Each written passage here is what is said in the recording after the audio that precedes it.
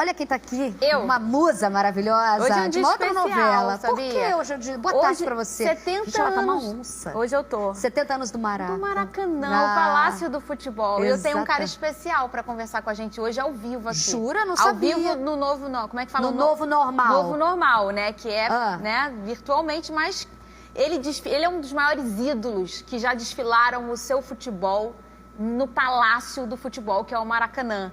Põe ele na tela aí, meu querido amigo, uma simpatia. Eu vou fazer só um gesto. Aqui, ó! Aqui, olha aí, ó. Ah, gente! Quando meu filho comemora assim de 7 anos, eu falo, cara, tem jogador que é atemporal. Bebeto! Bebeto desfilou seu futebol. Prazer estar falando aí com vocês aí. Prazer nosso receber você aqui mais uma vez, né? Já é sócio do SBT Esporte Rio, a gente está sempre junto. Bebeto, eu já começo falando uma pergunta clichê, mas que é necessária. Qual foi o seu jogo inesquecível dentro desse Maracanã? Brasil e Argentina, Fernanda, não tem jeito. Aquele gol de voleio ali, a Argentina do Maradona, e jogar contra a Argentina é sempre muito bom, né? É verdade. E eu, graças a Deus, nunca perdi para a Argentina. E fiz aquele gol fantástico ali. Eu falo sempre que eu joguei em grandes estádios desse mundo todo, né? Uhum. Joguei em Wembley, né? Que é o templo do futebol, mas o Maracanã para mim é especial. É uma realização de um sonho. O que tem naquele lugar a gente não explica, né? O Maradona eu me lembro que o Maradona te deu a camisa dele no final mesmo. Essa história é real? Tirou? É verdade. Tenho até hoje guardado aqui, com muito carinho, que ele disse que nunca tinha visto um gol tão bonito como aquele que eu fiz contra ele, né? O que virou a marca registrada, né? Quando acontece um gol daquele jeito e todo mundo recorda de mim, então eu fico muito feliz por isso. E foi no Maracanã, né? Essa era uma marca sua, né? O voleio.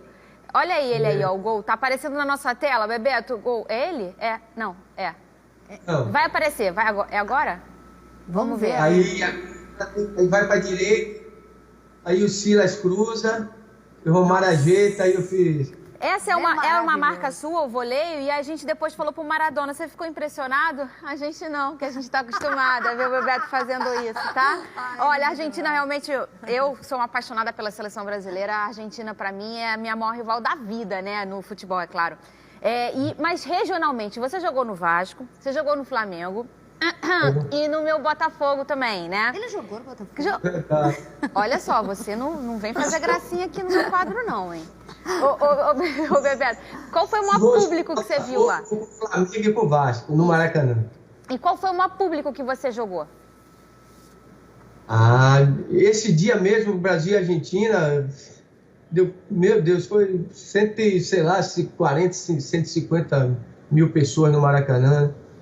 Aquela época do Maracanã, da geral, né? A geral do Maraca, que falaram que vai voltar, né, gente? Vamos ver, né? Mas aí a gente volta também, por conta de reforma de padrão FIFA, a gente foi tendo uma diminuição da capacidade, a gente pensa que hoje é por segurança e tá tudo ok, mas a gente já viu na final de 50, quase 200 mil pessoas no Maracanã, Bebeto. A gente hoje vê uma live, né, de música, gente, 200 mil pessoas, quanta gente! A gente pensar que isso tudo num estádio de futebol para ver um jogo de futebol. E isso é incrível. Incrível. O Maracanã tem essas coisas, né? Mas é lindo, é o cartão postal do Rio de Janeiro, 70 anos de existência. E para mim foi um prazer e um orgulho muito grande de estar entre os 10 maiores artilheiros da história do Maracanã. Então, isso daí para mim foi a realização de um sonho mesmo, quando criança, em Salvador. E olha, Bebeto, eu te agradeço. Você é um dos maiores ídolos da história que a gente tem nesse futebol. Foi o que a Isa falou, o filhinho dela tem 7 anos e comemora um gol fazendo a comemoração são jogadores atemporais. Meu filho é apaixonado por futebol e assim, hoje ele tá assistindo, ele deve estar tendo um treco, gritando. E aí ele vai chegar e vai achar que o Bebeto gravou o vídeo pra ele. Filho, o Bebeto tá em casa. Beijo pra ele, um beijo. Dudu, Ele vai ter o treco agora. Beijão pra você, hein? Que honra. A gente começou fazendo assim, a gente vai terminar batendo palma. É isso mesmo. É isso aí. Beijo pra você, viu, Bebeto? Obrigada, Obrigado, viu? hein? Obrigado, Fernandinha. Obrigado a todos vocês aí do SBT. Fica com Deus. Beijo. Cara, beijo pra olha vocês. que especial. Eu sou essa geração de 94, né? Você é um pouco mais jovem, não sabe? Eu sou essa geração de 94. Cara, a gente falou de Bebeto, Romário. Incrível. A gente falou de Maracanã e é um lugar de tanta alegria, de tanta emoção, de tanta glória, vitória. Então, assim, todo carioca tem uma história para contar no Maracanã. E hoje, como a gente comentou, o estádio completa 70 anos. Quem vai contar a história um pouquinho, brevemente, do Palácio do Futebol é Marina Damas. Torcedor, seja bem-vindo ao Maracanã, a sua casa. O Maracanã, para mim, representa o maior templo do futebol, né? O Maracanã, para mim, é o palco sagrado do futebol mundial. 16 de junho de 1950. Há 70 anos era fundado o Maracanã. Ah, o Maracanã, a casa do carioca. Para o mundo, o templo do futebol. Cenário de verdadeiros milagres. Por esse gramado passaram diversas lendas do futebol brasileiro e internacional. Mas rei, apenas um. Pelé. Lá, ele marcou o 1000º gol de sua carreira. Caminhou Pelé, apontou. O nome do estádio foi dado em homenagem ao jornalista Mário Filho, irmão do ilustre dramaturgo Nelson Rodrigues. Aqui, na avenida que leva o nome popular do estádio, encontra-se a estátua de Bellini, capitão da Copa de 58, e que há décadas vem se tornando um tradicional ponto de encontro de muitos torcedores. O velho estádio, onde já brilharam uma constelação de astros da bola, também teve espaço para Olimpíadas e, claro, para outras estrelas. Madonna, Frank Sinatra, Rolling Stones.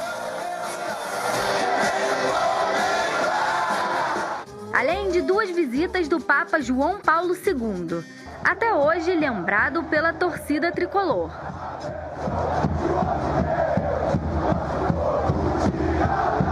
E também trouxe durante décadas a alegria às crianças.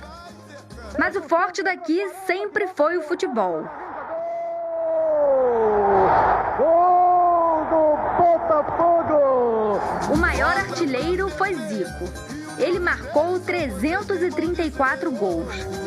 Bom, um dos momentos mais importantes que eu vivi dentro do Maracanã foi a final do Campeonato Carioca de 1978, quando nós ganhamos do Vasco de 1-0 e faltavam poucos minutos. Eu fui bater um córner, que não era o habitual, e levantei a bola na área e o Rondinelli entrou de cabeça. Bebeto e Romário deram o primeiro título de relevância à seleção, em 1989, na Copa América. Fazer parte da história dos 10 maiores artilheiros do Maracanã me enche de orgulho. Bebeto marcou o mais belo gol daquela competição contra a Argentina de Diego Maradona.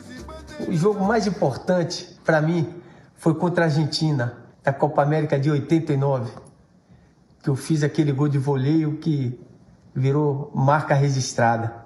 Mas não só de alegria a história do Maracanã foi escrita. Em 1992, na final do Brasileiro, parte da grade da arquibancada cedeu. No total, 3 mortos e 82 feridos. Depois disso, foram várias obras, até chegar à última, que perdeu a característica do velho gigante de concreto e reduziu sua capacidade para 1/3 de torcedores dos originais 200 mil. Hoje, o complexo do Maracanã se tornou na pandemia o local da esperança. Em breve, isso tudo vai passar. E a alegria de quem contagia gerações inteiras há 7 décadas vai voltar a explodir com o coração de milhares de apaixonados torcedores. Domingo, eu vou ao Maracanã. Mengo! Calma, ô Paulista, tem mais um pouco.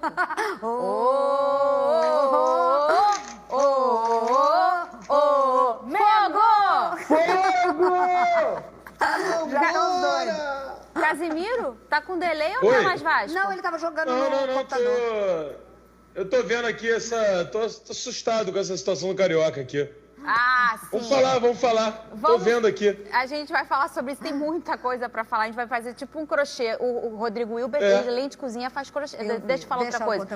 Ô, gente, vamos falar primeiro de Maracanã. Presta atenção, 70 anos do Palácio do Futebol, que lugar incrível. Ô, Pedro Certezas, eu não sei porque eu vou começar com você, falar de negócio de time, né? Qual foi a tua melhor lembrança dentro do Maracanã?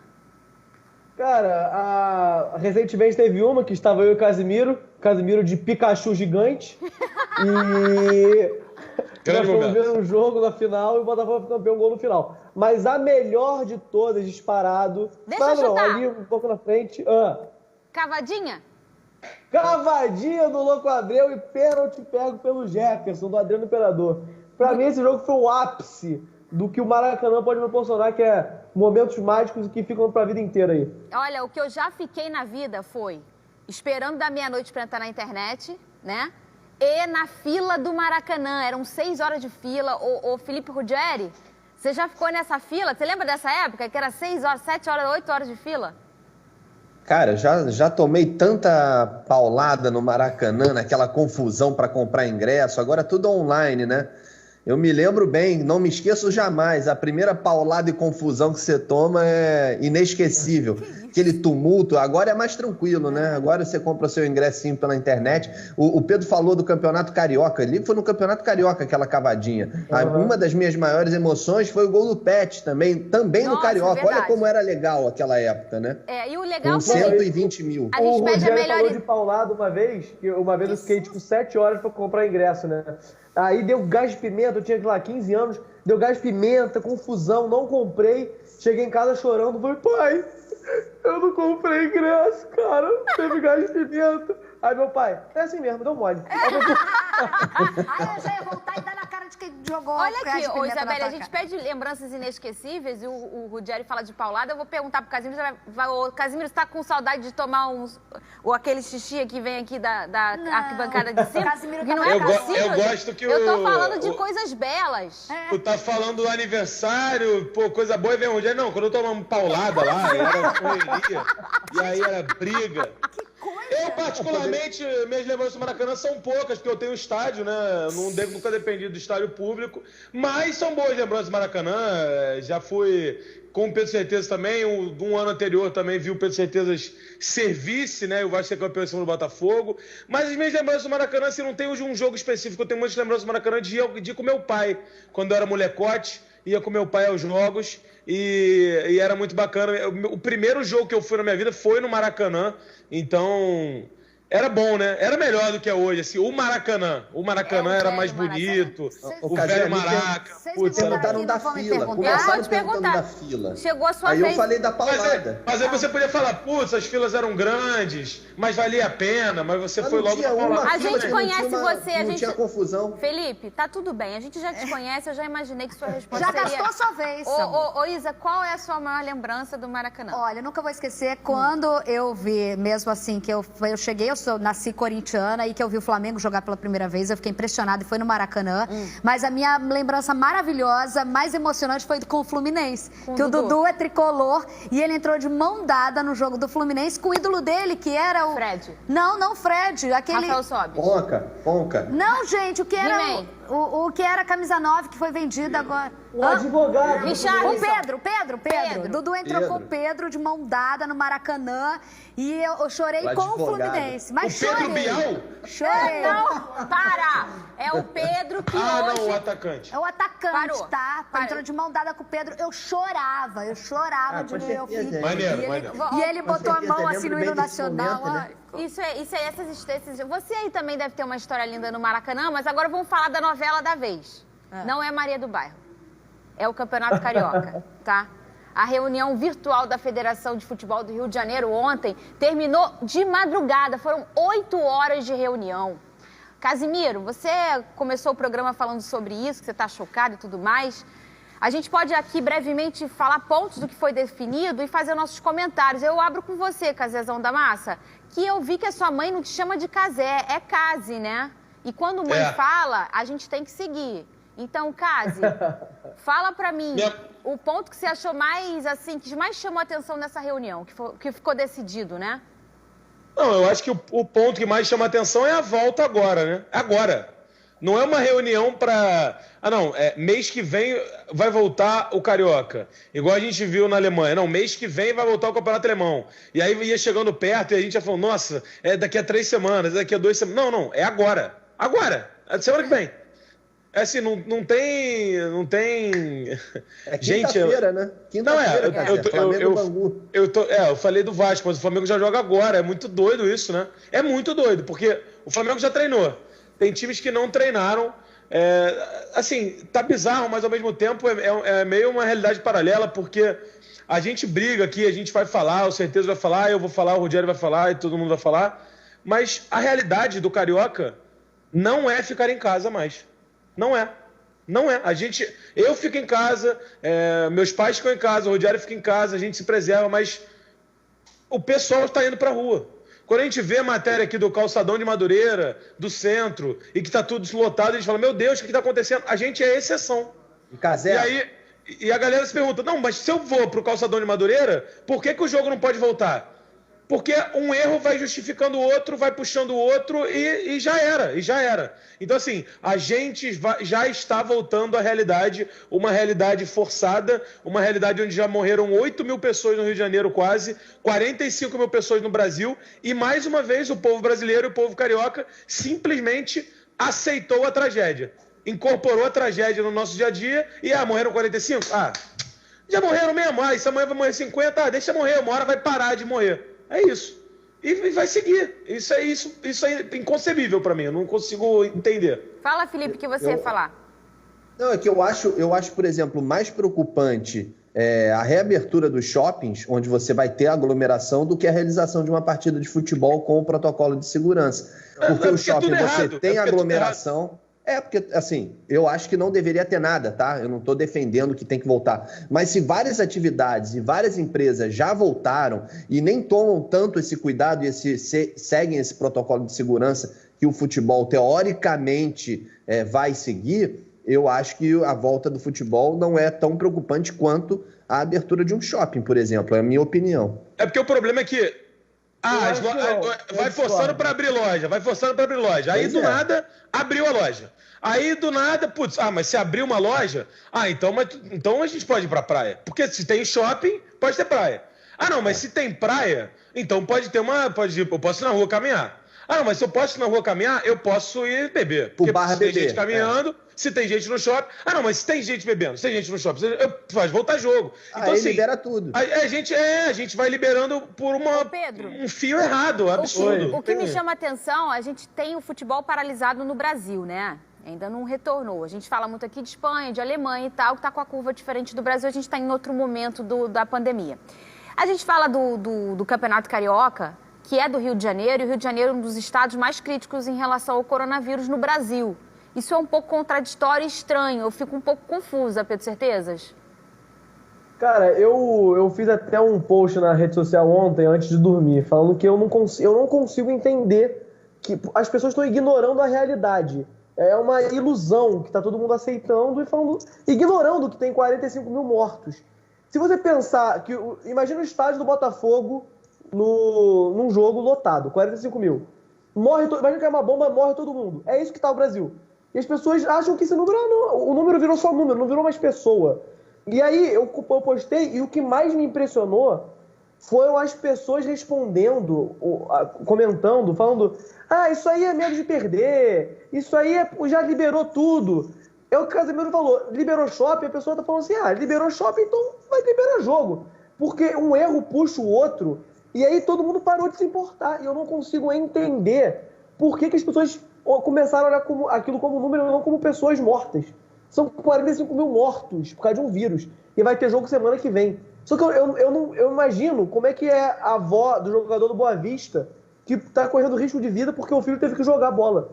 Eu fico muito incrédulo, eu não consigo perceber, porque as pessoas não conseguem pensar. Ih, é verdade, tá acontecendo isso. E eu conto aí pra você que tá do outro lado assistindo a gente tá aqui com a boa vontade da minha querida amiga, que cedeu uns minutinhos do programa dela pra gente entrar diariamente, pra tentar pincelar uma coisa ou outra do esporte, já que havia uma movimentação de um campeonato lá de fora acontecendo, e a gente queria contar essa história pra vocês. A gente é jornalista, a gente tem que informar. Então, o mínimo de movimento de futebol que aconteceu no mundo, a gente retornou. Ficamos 2 meses fora do ar, em casa, sem trabalhar, com agonia, com insegurança e tudo mais, mas ficamos respeitando o isolamento social. Todos nós, eu e os meus amigos que estão em casa ainda. Só eu estou aqui no estúdio. E a gente que trabalha com isso, que vive de futebol, eu vivo de futebol, não só aqui, como na rádio que eu faço e no estádio Newton Santos, que tá sem jogo. Eu vivo de futebol e estou aqui pedindo para esperar mais um pouco. E eu vivo disso. Ah, mas você tá aí, eu tô aqui, mas um pouquinho. O meu programa não tá na íntegra. Eu não tô no meu estúdio, eu não tô com os meus amigos, eles estão em casa. Eu quero que isso fique mais um pouquinho, que a gente espere só mais um pouco. Por que não em julho? Organiza o mês de junho para se organizar para julho. E a gente faz o final de Campeonato Carioca, faltam 2 jogos para a segunda fase e as fases finais, falta pouquinho. Então, assim, por que não julho? O Fluminense nem começou as testagens ainda, os resultados demoram alguns dias para sair e já tem um jogo marcado pro Fluminense. Eu acho que a ansiedade as pessoas estão pensando num passado de 3 meses e aí gera-se essa ansiedade e aí logo comer as fases e que a gente tem que tomar muito cuidado. A gente não está falando aqui, a gente está em 5 pessoas numa tela e eu concordo com tudo que vocês falaram e ninguém está falando aqui de esperar até dezembro para voltar um campeonato. A gente está falando de semanas. É isso aí. Entendeu? É julho, que é daqui a 2 semanas. 10 dias. São 10 dias. O fato do Fluminense não ter testado nenhum jogador ainda e jogar é inconcebível. Tipo assim, como? Crime contra a saúde pública, se alguém botar... Porque a gente fala, a Alemanha testa os jogadores 2 vezes por semana. Testa, deu negativo, antes do jogo, 3 dias antes, testa de novo para ver se o cara tá apto para o jogo. Aqui a gente pode ter um jogo que já está marcado. O Fluminense, eu acho que não vai jogar, o Fluminense está indo à justiça para não jogar. O Fluminense pode jogar sem testar os jogadores. Então, assim, isso é assustador. E o que o Certezas fala da avó do jogador do Boa Vista, muita gente pode falar assim, não, isso é exagero. Gente, não é exagero. O cara que abre o portão pro ônibus do Flamengo entrar no Maracanã, o cara que abre o vestiário pro Boa Vista entrar para jogar no Maracanã com o Flamengo, tem um hospital de campanha do lado do Maracanã. Tem faixas escrito área de risco, de contaminação. Não é exagero.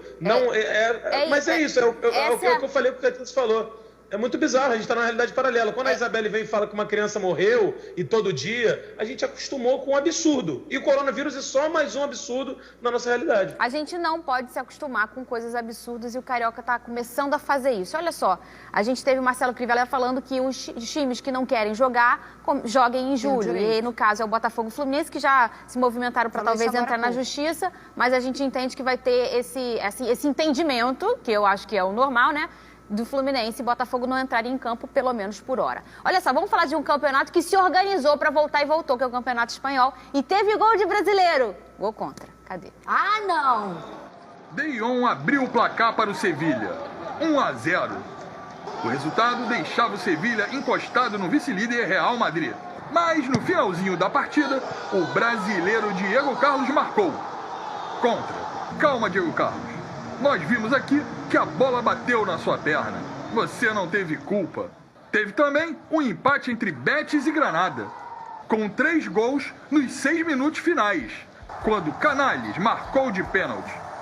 4 minutos depois, veio a virada do Betis com Christian Tello. E aos 46, quando parecia que estava resolvido o jogo, Soldado empatou para o Granada. O cara é um guerreiro. 2-2. E a gente, parece até videogame, né? Tudo parece um videogame. O gramado, né? A gente olha... Eu vejo videogame toda hora. Então, e aí a gente sabe... O mais legal foi o Soldado empatando com o Granada. Nossa, só você. Voltou, Felipe Rogério sentou de novo na cadeira. Voltou, Felipe Ô, Casimiro, a gente falou da organização que teve o alemão para voltar e o espanhol também. Foram semanas pensando nisso, analisando o movimento social também, a resposta do coronavírus dentro da sociedade, que é o mais importante, para depois a gente pensar em futebol. E lá isso rolou, né? Isso, assim, aconteceu tudo antes lá, obviamente, cerca de 2, 3 meses antes. Então, é normal que agora a curva dele esteja descendo, mas também houve, obviamente, educação do povo, respeito às leis. De fato, houveram leis para as pessoas seguirem, não teve uma controvérsia, não volta, faça isso, não faça. Era rígido, era uma quarentena severa e as pessoas respeitaram. E agora a gente vê aí os benefícios, entre aspas, de uma quarentena severa. Números descendo, hospitais esvaziados e a volta à normalidade, esse novo normal que a gente está chamando, inclusive com o futebol. O Brasil não vive essa realidade nem de perto e é por isso que a gente se assusta, né? O Carioca voltando, inclusive o Carioca é o único estadual que vai voltar, né?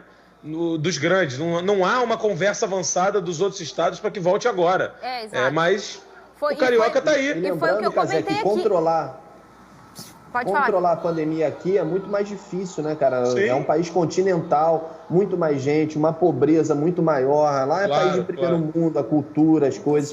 Então funcionam melhor do que aqui. O europeu costuma ficar em casa muito tempo porque ele tem um perfil de 6 meses de frio intenso. Então, para eles ficar em casa também é uma questão cultural. E até o que se faz na rua, né? A gente gosta de aglomeração. O carioca, o brasileiro, gosta de estar num lugar onde tem pessoas. Janeiro, né? Que a cidade convida para você ir para a rua. Esse contato, né, Pedro Certezas, que a gente vê que é normal pra gente. Então, além de tudo, essa questão que o Brasil é continental, a nossa população, que são 200 milhões, a gente fala de um Rio de Janeiro que às vezes é do tamanho de um país da Europa, o número de população aqui. E a gente fala também dos nossos costumes, como a gente torce, como a gente vive, o que a gente gosta de fazer na rua, né, Pedro? Então, eu sempre falei com meus amigos que o Rio, ele te chama pra sair de casa, é uma coisa surreal. O carioca é muito rueiro, porque tudo é melhor na rua. Tem um barzinho ali, encontro com os amigos. Aqui na Zona Sul é mais difícil, mas na Zona Norte, a galera se reúne na casa, faz um churrasco, é muito mais comum. Então a pessoa já está muito acostumada. Então, e o pior foi que quando o coronavírus estava chegando aqui, todo mundo falou, cara, vai acontecer isso porque todo mundo é rueiro, tudo mais. E aconteceu. A gente previu o negócio e o negócio de fato aconteceu. E tá tudo desandando, né? Porque a gente se conhece, né? Exatamente. É engraçado que antes, ano passado, todo mundo era acaba carioca, não tem porque ter carioca, tem que acabar. Hoje volta carioca. E 45 mil mortes daí. Tem que voltar o cariocão. É surreal. E olha só, em março, Valentina, se a gente voltar, a gente lembra da gente sentado, conversando sobre o coronavírus e medo de pegar. De falar assim, cara, se a gente pegar isso, se fulano pegar, vai morrer. Meu Deus, e agora? E agora, as pessoas não estão com medo. Mas parece que as pessoas não estão nem aí.